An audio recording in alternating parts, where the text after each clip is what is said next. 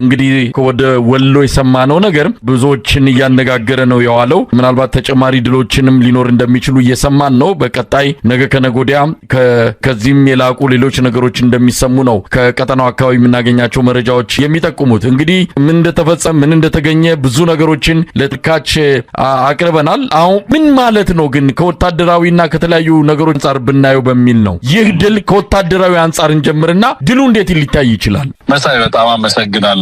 እንግዲህ ቀን ላይ አንተም የሰራውን ዜና ተመልክቻለሁ። በጣም በርካታ ሚዲያዎች ናቸው ሲዘግቡት የነበረው። መሳይ በነገራችን ላይ ቀጠናው ላይ የዚህ ምስራቅ አፍሪካ ቀጠናን የሰላምና ደህንነት ሁኔታ የሚከታተሉ የሴኪሪቲ አናሊስቶች ሁላ የዩናይትድ ኔሽንን ጨምሮ በርካቶቹ ይህን ሪፖርት አጠናክረው ልከዋል። ዛሬ የነበረውን እንቅስቃሴ አጠቃላይ እና በፋኖች ዘንድ የተገኘው እንደው ወታደራዊውን ሽግግር ብቻ ብነግርህ ይሄ ድል ማለት ከዚህ በፊት ያደረጉ ፋኖች ያደርጉ የነበረው እንደምታውቀው ታክቲካል እና ኦፕሬሽናል ቪክትሪዎች ነበሩ። በየአካባቢው በሚደረጉት ትግሎች የጠላትን ኃይል ለማዳከም ለመበተን የሚሰሩ ስራዎች ነበሩ። ከዛም ውጪ እንደዚሁ የተቀናጁ ዘመቻዎች ሲደረጉ እናውቃለን። የዛሬው ግን በዛ ደረጃ የሚገለጽ ሳይሆን ስትራቴጂክ ቪክትሪ ተብሎ የሚገለጽ ነው። በቀጠናው ሰላም ላይ በቀጠናው የሰላምና የደህንነት ሁኔታ ላይ የተለየ ተጽዕኖ የሚፈጥር ድል ነው የተገኘው ድል። የሚገርምህ ዛሬ ያጠቁት ከአበበ ጋር ሳወራ ነበር ዛሬ ቀን ላይ እና ያደረጉት ኦፕሬሽን በዋናነት መነሻውን በዛ አካባቢ ላይ የሚንቀሳቀሰውን የጠላትን ኃይል መነሻ ነው የመቱት እና ከዛ በኋላ በየአካባቢው ተበትኖ ያለ ኃይል እየተበተነ እጅ ከመስጠት ውጪ ተሰባስቦ ሌላ ኦፌንሲቭ ሊያደርግ የሚችልበት እድል አልነበረም። ሙሉ ለሙሉ በተለያዩ አካባቢዎች ላይ ነበረው ጠላት እየተበተነ እየሸሸ እጅ እየሰጠ አይተህ እንደሆነ አብዛኛው የተማረከው በዚህ ደረጃ ቡድኖች በመሳሪያዎች የተማረኩበትን ሁኔታ አላውቅም፣ እኔም ሰምቼም አላውቅም በዚህ ደረጃ ማለት ነው። እና እንግዲህ ታቅዶበት የተሰራ ኦፕሬሽን ነው። ይሄ ኦፕሬሽን የሚገርምህ የተንቀሳቀሱት እንደውም ምስራቅ አማራ ላይ ምኒልክ ሙሉ ለሙሉ ክፍለ ጦሮቹን እንዳላንቀሳቀሰ ከክፍለ ጦሮች ውስጥ የተወሰኑ ሻለቃዎች በዚህ ኦፕሬሽን ላይ እንዲሳተፉ ተደርገው በሁሉም አካባቢዎች ላይ በሚያስገርም መልኩ ሙሉ ሰራዊቱን ከጥቅም ውጪ ማድረግ ሙሉ ለሙሉ የያዘውን ትጥቅ ለመቀበል የሚያስችል እንደው የትጥቅ ርክክብ ነበር ብሎ መግለጽ የሚቻልበት ሁኔታ ነበር የነበረው። እንደውም ከአበበ ጋር በነበረኝ የስልክ ቆይታ ምንድን ነው ያለኝ መሰለህ? በሰሜን ምስራቅ ጀምራለሁ ብለው ሊያካሂዱ ለነበረው ጦርነት ዝግጅት ሲያደርጉ የነበረበትን ኃይል ጭምር እስከ አፋር በረሃዎች ድረስ የተዘረጋውን ኃይል ነው መምታትና መበተን የተቻለ። ሙሉ ለሙሉ ኒውትራላይዝ ማድረግ ነው የተቻለ። እንግዲህ ከኛ አልፎ በአማራ ላይ እና በኢትዮጵያ ውስጥ ከታወጀው ጦርነት አልፎ በቀጠናው ላይ ሊያውጁ ለተዘጋጁት ሌላ ጦርነቱን ገና ሳይጀምሩ የተመቱበት እንደሆነ ትረዳለህ። ከዚህ በኋላ ጦርነትን ጀምር ቢባል እንኳን ቀጠናው ላይ ኮምፕሊትሊ ስትራቴጂክ ሎስ ውስጥ እንደገቡ በወታደራዊ አካሄድ ምንም ውጤት ማምጣት እንደማይችሉ የተረጋገጠበት ነው። ለቀጠናው አይደለምና በአማራ ክልል አካባቢ ላለው ጦርነት ኢትዮጵያ ውስጥ ላለው ጦርነት ብቻ ሳይሆን ቀጠናው ላይ ላለው ለሰላም ሂደት እንኳን ቀጣዩ ኃይል ማን ሆኖ እንደመጣ በዛ አካባቢ ላይ ያለ አዲስ ወታደራዊ ክስተት ሆኖ ፋኖ እንደመጣ ማሳያ ነው። እንዳልኩ የታክቲክና የኦፕሬሽናል ድል ብቻ ሳይሆን ትልቅ ስትራቴጂያዊ ድል የተገኘበት ነው። መሳይ ሽግግር ነው የምታየው። ለ8 ሰዓታት ይሄ ደፈጣ አይደለም። በአጋጣሚ ሬድ አለ፣ አምቡሽ አለ። ከዛሬ ድረስ እንግዲህ ፋኖ መጀመሪያ ላይ ይጠቀምባቸው የነበሩ ስልቶች ናቸው። ምክንያቱም ፓወር አሲሜትሪ አለ በአገዛዙና በፋኖች መካከል። በዚህም ምክንያት ከፍተኛ ትጥቅ ስለነበረው አገዛዙ ፋኖች ይጠቀሙበት የነበረው የጦርነት ስልት የተለየ ነበር። አሁን ከጠዋቱ 12 ሰዓት እስከ ቀኑ 8 ሰዓት ድረስ የተደረገ ጦርነት ነው። በዚህ ውስጥ ሙሉ ጠላትን መቆጣጠር፣ መበተን እና ትጥቁን መረከብ የተቻለበት ነው መሳይ።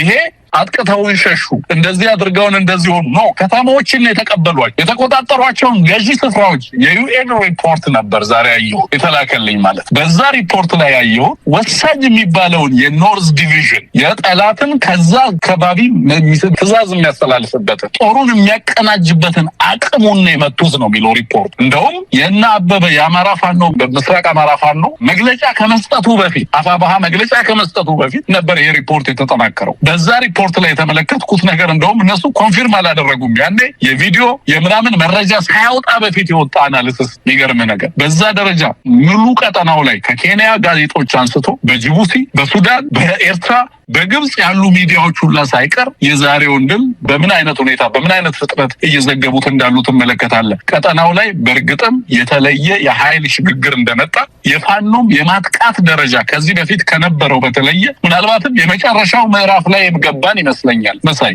አሁን ሙሉ ለሙሉ አማራ ክልል የጠላትን ኃይል በአንድ ጊዜ መምታት መበተን እና ማሸነፍ የሚቻልበት ሁኔታ ውስጥ የተገባ ይመስለኛል።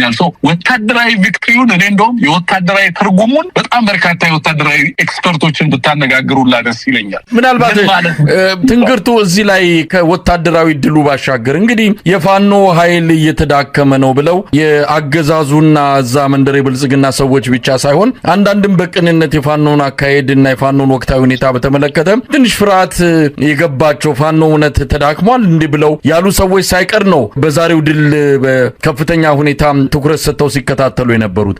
እንደው ከወታደራዊ ድሉ ባሻገር ፖለቲካዊ ትርጉም የለውም ወይ? እንዲህ አይነቱ ነገር አገዛዙ በአማራ ክልል አከርካሪው እየተሰበረ ነው ብለን በተደጋጋሚ ስንገልጽ፣ አገዛዙ ደግሞ የለም በቁጥጥር ስር አድርጌያለሁ ሁሉን ነገር መፈልጠው መቆርጠው ነኝ እያለ የዘለቀበት ሁኔታ ዛሬ ከምንም በላይ በዚህኛው በዛኛው መንደር ላሉ ሰዎች በደንብ የታየበት ድል ነው ማለት እንችላለን። እስቲ ፖለቲካዊ እንደምታውን እንመልከተው።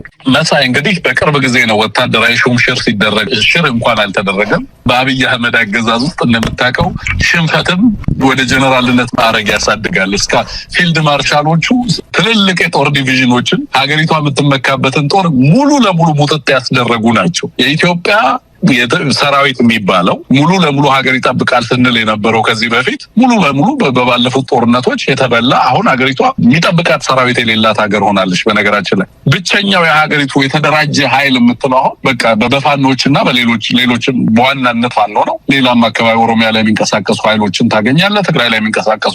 ከዛ ውጭ አሁን ኢትዮጵያ ውስጥ በወታደርነት ደረጃ እንደው ዝም ብለህ የተቋሙን ስም ትጠራ ይሆናል እንጂ በተቋም ውስጥ ያለ ወታደር የሚባል እኔ ለአንድ ኮሎኔል ነው የላኩለት ጦር አናሊስት ነው ስልክለት ውሸት ነው ያለ። ይሄ በማስረጃ ልታስደግፈው ትችላለህ ወይ ሲለኝ ኢሚዲየትሊ ቪዲዮዎችን መረጃዎችን ላኩለት። ይሄ ሙሉ ለሙሉ የጦርነቱን መገባደድ ነው የሚነግረን። በዚህ ደረጃ አንድ ጦር ከተሸነፈ በኋላ ደግሞ ጦር ሊሆን አይችልም።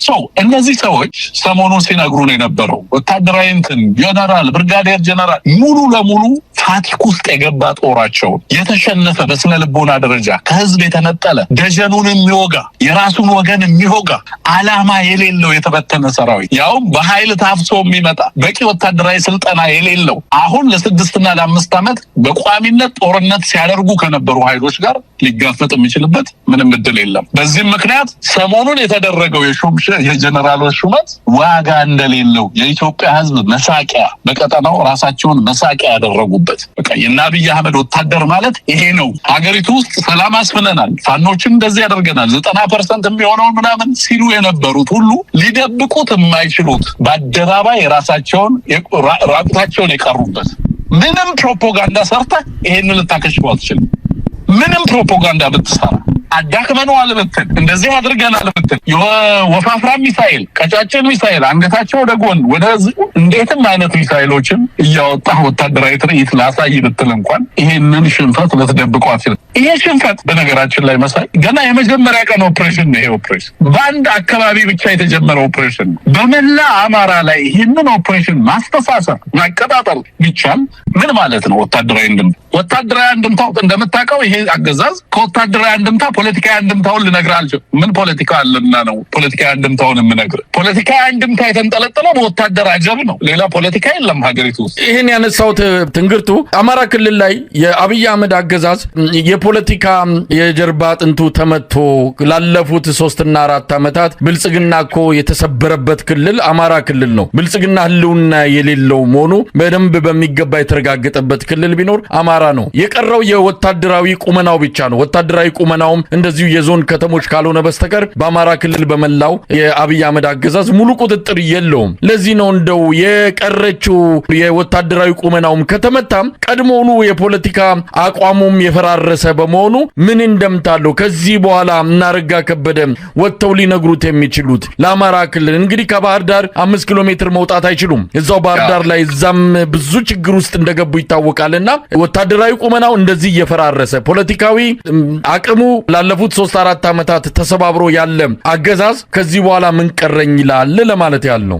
ዛሬ የሚገርምህ ሰሜን ወሎ ተደውሎልኛል። ከሰሜን ወሎ ሙሉ ለሙሉ የብልጽግና አመራር ሲሸሽ ነው ያለው። ኮምቦልቻ ላይ ስብሰባ ያደርጉ የነበሩ የብልጽግና ጀነራሎች ተዋርደው አፍረው ጥቁር ለብሰው ነው።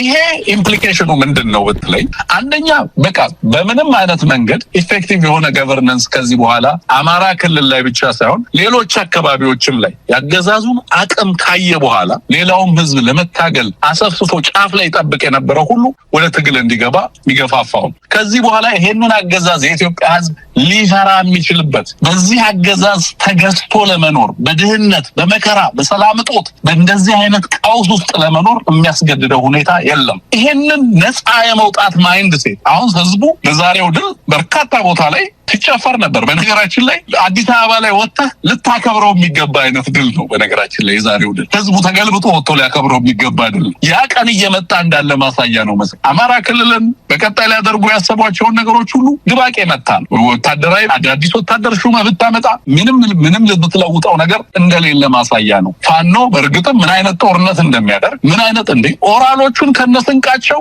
ከነትጥቃቸው የሚያስረክቡ ሰዎች ሆነዋል። በቃ ይሄንን አምኖ መቀበል ነው በቃ ያለው ነገር። 3 ዓመት እንግዲህ 2 ዓመት አልፎታል መሳይ 2 ዓመት ሙሉ በእንደዚህ አይነት ደረጃ ላይ መገኘት ቀላል ወታደራዊ ትርጉም አይደለም የሚያሰጠው። እንዲህ አይነት ጦርነት እያደረገ ከሆነ ፋኖ እንደዚህ አይነት ስልጠና ኮማንዶ እያስመረቀ በየዕለቱ እኔ አንዳንድ ሰው ፍራስትሬት ሲያደርግ ይኸውልህ እንደዚህ አይነት ትልልቅ መሳሪያዎችን በጦርነት እየማረከ እየተዋጋ ድል የሚያስመዘግብ ኃይል እኮ ነው መሳይ። እንደውም የቀጠናው ኃይሎች ለቀጠናው ሰላም ሲባል እስከዛሬ ድረስ በነገራችን ላይ የዛሬ ወታደራዊ ድል ሌሎች ኃይሎች ከፋኖ ጋር እንዲተባበሩ ቀጠናው ላይ ሰላም የሚፈልጉ ኃይሎች ሁሉ ይሄንን ኃይል መደገፍ ብቸኛ አማራጫቸው እንደሆነ የተረጋገጠበትን ነው። ለዚህ ነው እንዳልኩ ስትራቴጂክ ቪክትሪ ነው ለዓለም የሚያስተጋባ ድል ነው ያልኩ። ምክንያቱም በቃ ኢትዮጵያ ውስጥ የሚመጣውን ሽግግርና ቀጣዩን የኢትዮጵያ ሰላምና ደህንነት በተመለከተ የሚወስን ኃይል ማን እንደሆነ የተረጋገጠበት ፖለቲካው ጂኦፖለቲካውን በተመለከተ የሚወስን ሀገሪቱ ውስጥ ያለው የኢኮኖሚ ማህበራዊ ምስቅልቅል ሰላም እጦቱ የጦርነቱ ሁኔታ ህዝቡን ፋቲክ ውስጥ ከቶታል መሳይ። እንዲህ አይነት ድል የህዝብ ተስፋን እንዲህ አይነት ድል ህዝብን የሚያሰባስብ ህዝብን በአንድነት የሚያቆም የፋኖን ወሳኝነትም በከፍተኛ ደረጃ በሀገሪቱም በቀጠናው ላይም አሳድጎ የሚመጣ ነው። አሁን ይህንን ኃይል መደገፍ አማራጭ የሌለው ነው እንዲሉ አድርጓቸዋል ሌሎች ኃይሎችን። በቃ እንደው ትንግርቱ እንደው ወደ መጨረሻው ሐሳቤ ልምጣ። ምናልባት በዚህ ጉዳይ ላይ በቀጥታ ተገናኝተን በሰፊው የምንነጋገር ይመስለኛል። ምክንያቱም የአብይ አህመድ አገዛዝ አሁን የፋኖን ቁመና ለማሳነስ በተለያየ መልኩ የሚፈጥራቸው አንዳንድ ትርክቶች አሉና እነሱ ትርክቶች መሬት ላይ እየመከኑበት ይገኛሉ። ሰሞኑንም ምክትል ኤታማዦር ሹሙ ጀነራል አበባው ታደሰ ከአማራ ክልል ሰራዊቱን እናስወጣለን ለተለየ ግዳጅ ለሌላ ግዳጅ ሰራዊቱን ስለምንፈልገው እንወጣለን የሚል ነገር በየቦታው እየተናገረ ይገኛል። በቅርቡም የአማራ ክልል ምስለኔው አስተዳደር ከፌደራል መንግስቱ የክልሉን የጸጥታ አጠቃላይ ኃላፊነት ልንረከብ ተዘጋጅተናል፣ ከአንጻራዊ ሰላም ወደ ሙሉ ሰላም ሊሸጋገር የክልሉ ሁኔታ ተዘጋጅቷል ወይም ደግሞ ከጫፍ ላይ ይገኛል ብለዋል። እንደው እዚህ ላይ ምን ማለት ይቻላል? አበባው ታደሰ ኮምቦልቻ በደብረ ብርሃን እየተመላለሰ ነው። በዋናነት በክልሉ የሚገኘውን የመከላከያ ሰራዊት በማውጣት ለሌላ ግዳጅ ብለዋል። ሌላው ግዳጅ የት እንደሆነ እንግዲህ በግልጽ የሚታወቅ ነገር የለም። ከኤርትራ ጋር ጦርነት ለመክፈት እየተዘጋጁ እንዳለ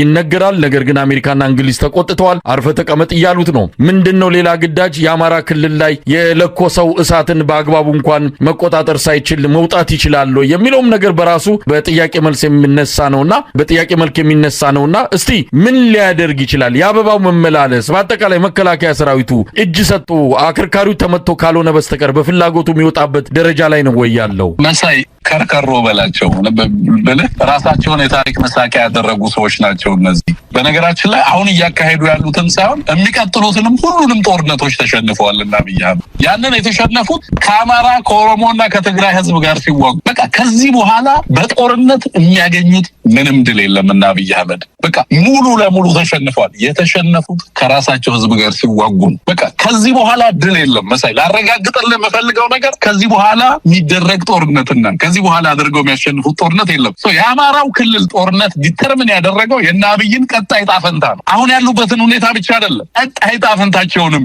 ያስጣላቸው። ወታደሩ የሚዋጋበት ቅንጣት ታህል ኢምንት የምትሆን ምክንያት የለውም። ወዴትም አቅጣጫ ለመተኮስ የሚያስችል ስነ ልቦና የለውም። ደጀኑን የተነጠቀ ወታደር ነው፣ የተበተነ ተቅበዝባዥ። ለምንድን ነው የሚዋጋው የአብይ አህመድ ወታደር ላለው ነው። አንዳንዴ ለምሳሌ ፕሪዝነር ኦፍ ዋሮችን ሌሎች ሀገራት በጣም በትኩረት ያስለቀቃሉ። ፋኖ ምን እንደሚያደርግ ታውቃለህ? ዛሬ አናበበ እኔ ፕሮግራም ሰርቼበታል። የማረክናቸውን ወታደሮች ምን እናደርጋቸው? አገዛዙ አይፈልጋቸው፣ ቀይ መስቀል አይቀልባቸው። ምክንያቱም በቃ ምንም ዋጋ የላቸው፣ ወታደራዊ ዋጋ የላቸው፣ ፖለቲካዊ ዋጋ የላቸው። የጉልበት ስራ እንኳን እናሰራ ብንል ለጉልበት ስራ የሚበቁ አይደሉም። መሳይ ይሄ ወታደር ምንድነው የሚያመጣው? ቀጠናው ኢትዮጵያ ህዝብ ጋር እየተዋጋ ያለ ወታደር ምን አይነት ነገር ነው ሞቲቬት የሚያደርገው? አማራን ለምንድን ነው የምትወጉት ብትላቸው ሞቲቬት የሚያደርገን ፓትሪዮቲዝም ነው። አይ በአርበኝነት ስሜት ተነሳስተን ነው አማራን የወጋ ነው ሊሉ አይችሉም። ከራሳቸው ህዝብ ጋር የኢትዮጵያን ህዝብ ወይ ተላልከው ጠላት ናቸው ብለን አንደኛቸውን የጠላት መልክና ፊልም ሰጥተህ እንዳትዋጋቸው የኢትዮጵያ መልክና ምናምን ያለው ሰራዊት ይዘው ነው የመጡት። እነዚህ ሰዎች ፖለቲካሊ በሀገር ውስጥ ተሸንፈዋል። የቀጠናው መሳቂያ ላፊንግ ስቶክ ነው የሆኑት። በቀጠናው ላይ ያለ የትኛውም ወታደራዊ ሳይንስ የሚያውቅ ቀጠናው ላይ ታውቃለህ፣ በርካታ ኃይሎች የሚናቁ ኃይሎች አይደሉም። አብዛኞቹ አሁን ያለውን ያገዛዙን ሰራዊት ሲመለከቱ በምን አይነት ደረጃ እንደሚገልጹት ማየት ነው። ዛሬ እየተሰሩ ያሉ ኤርትራ፣ የሌሎች ሀገራት ሚዲያዎች የሚያወጧቸውን ዘገባዎች ተመልከት። ዛሬ ማለት ያልተኮሱትን ጦርነት ተሸንፈዋል። መሳይ ከአማራ ክልል እንወጣለን። ይሄንን ስንት ዓመት ሰማን። መግባት ይገባሉ፣ አማራ ክልል አይወጡም፣ ይገባሉ አይወጡም። እስከዛሬ የገቡት የት ደረሱ ብሎ የጠየቀ አንድ ጤነኛ የሆነ የፓርላማ አባል አላውቅም። የት ነው የሚገቡት? እስከዛሬ ድረስ የሚመታው ኃይል የሚማረከው ኃይል የት ነው የሚገባው? የሚጠይቅ የለም። መሳይ እናወጣዋለን ከአማራ ክልል ሲሉ ወዴት ነው የሚሄዱት? ከዚህ በኋላ የቸገረ ነገር ማቅ ውስጥ ነው የገቡት። አንድ እግራቸውን ለማውጣት በሞከሩ ቁጥር እስከ አንገታቸው ድረስ እየጠለቁ እንዳሉ ትመለከታለህ ማለት ነው። እና ይሄ ኃይል ያለው ብቸኛ አማራጭ መሸነፍ ነው። የሽንፈቱን አይነት የሚወስነው ከዚህ በኋላ የሚደረገው የተባበረ ትግል ነው። መሳይ ምናልባት ትንግርቱ ይሄ ድል ለሌላው የፋኖ አደረጃጀት በእርግጥ አፋባሃ ነው። አፋባሃ አሁን በአንድ መዋቅር ስር ነው የሚገኙት አራቱም ቀጠናዎች። ደግሞ የአማራ ፋኖ ህዝባዊ ድርጅትም አለ። ይሄ ድል ለነሱ ሞራል ነው። የፋኖ ድል ለእያንዳንዱ በፋኖ ስም ለሚታገል በሙሉ መነቃቃትንና ወኔን የሚፈጥር ነው። ለአማራ ህዝብ ትልቅ የሞራል ብርታት ነው። ከሰሞኑ በተለያየ ምክንያት ከፋኖ ትግል ጋር በተያያዘ ለሚያነሱ ሰዎች በተወሰነ ደረጃ ዛሬ እንዳየነው ሞራል ነው የሆናቸው ለመዝለቅ ውስጥ የወሰኑ አካላት በትክክልም ያደረሰን ነው ትክክል ነው እንዲሉ አድርጓቸዋል። ለማንኛውም ለሌላው አካል ምን መልእክት አለው? በአጠቃላይ በዚህ ድል ዛሬ ላይ ሆነን ምን ማለት እንችላለን? ይሄ በጣም ከፍተኛ ወታደራዊ ምዕራፍ ነው። በእርግጠኝነት የምነግርህ የትግሉንና የድሉን ልክ ነው ሴት ያደረገው ዛሬ ምኒልክዝ። የትግሉን ልክ ባር የሚሉታል አይደለም ፈረንጆቹ፣ የትግሉን ባር ነው ሴት ያደረገው። ከዚህ በኋላ የሚኖሩ ድሎች ከዚህ በታች የሚለኩ አይሆኑም ማለት ነው። በየቦታው የሚደረግ ትግል ከዚህ በኋላ ምንን እንዴት መቼ መምታት እንዳለበት በምን መልኩ በተቀናጀ መልኩ ይሄንን ኃይል እዛው አማራ ክልል ውስጥ ኒውትራላይዝ ማድረግ እንዳለበት የሚያቀር ነው። ከዚህ በኋላ በነገራችን በቃ ሌላ ልትገልጸው የምትችልበት ደረጃ የለው እና አርበኛ ዘመነ ያስተላለፏቸውን መልእክቶች ስታይ በሸዋ፣ በጎንደር፣ በወሎ፣ በጎጃም ያለውን አጠቃላይ ዝግጅት ስትመለከት በየዕለቱ ሰሞኑን እየመጡ ያሉ ወታደራዊ እንትኖችን ስትመለከት አፋሃድም በአፋባሃ መካከል እየመጣ ያለው መቀራረብ ሪአፕሮችመንት፣ በሁሉም መካከል አብሮ ለመስራት ለመተባበር ያለው ኮሚትመንት በጣም የሚያስደንቅ ነው። ፖለቲካው ራሱ ትርጉም ያለው እየሆነ ነው የመጣው። ሰሞኑን የአፋሃድን መድረክ ተከታትለው ሊሆን ይችላል መሳይ አንተም ስታስተላልፈው ነበር። ትርጉም ያለው እየሆነ ነው የመጣው። የሚናበቡበት ልክ፣ የሚከባበሩበት ልክ አሁን ተቋማዊ ቅርጽ እየያዙ ነው የመጡት። ዲሲፕሊናቸው፣ የሚያወጧቸው መግለጫዎች ህዝብን ሀገርን ያከበሩ ትግሉን የሚመጥኑ ነው እየሆኑ የመጡ። ይሄ ለእኔ ፋንዳሜንታል ትራንስፎርሜሽን ነው። ፖለቲካሊም ወታደራዊም ለውጥ ነው መሳይ። በእርግጠኝነት 2018 የለውጥ ዓመተ ምህረት እንደሆነ ማሳያውን አይተናል ማለት ነው። ከዚህ በኋላ በሁሉም ዘርፍ ያለው የኢትዮጵያ ህዝብ ኦልሬዲ ነጻ እየወጣ ነው። ከዚህ በኋላ አንገቱን የሚደፋበት ምክንያት አይታየኝም መሳይ። በወታደሩም በሌላውም መልኩ በፖለቲካውም በሌሎችም መልኩ ትግል እያደረጉ ያሉ ኃይሎች this is the time አንድነትን፣ ውህደትን፣ ህብረትን ለማጠናከር የተሻለ ጊዜ ላይ ነው የምንገኘው ብዬ ነው ማስበው። ይሄ ድል በርካታውን በር የከፈተን ለአማራው ህዝብ ከዚህ ይሄንን ትግል ትልቅ ቦታ ከማድረስ ውጭ ምን አማራጭ ምን ተስፋ አለው? ለሌላውስ ኢትዮጵያዊ ከዚህ የተሻለ ምን አለ? ኢትዮጵያ ሀገር አለኝ መቼም አይልም የኢትዮጵያ ህዝብ አሁን ባለው ሁኔታ። መሬት የሱ አይደል፣ ውሃ የሱ አይደል፣ ምን የሱ አይደል፣ ፓርክ የሱ አይደል፣ ግድቡ የሱ አይደል። አሁን ህዝብ ነኝ ነው የሚለው የኢትዮጵያ ህዝብ። መሳይ የኢትዮጵያ ህዝብ የሀገሩ ባለቤት መሆን ከፈለገ ይሄንን ትግል ከመደገፍ ውጭ ምንም አማራጭ የለው። ንብረቱን ሸጦ ሁሉ ነገሩን አስይዞ በዚህ ትግል ላይ መቆም አለበት። በዚህ የትግል አቅጣጫ ላይ መቆም አለበት። ስለዚህ ሁላችንም ትልቅ ኃላፊነት ነው ዛሬ የተጫነብን። ከዚህ በኋላ የሚደረጉ ኦፕሬሽኖች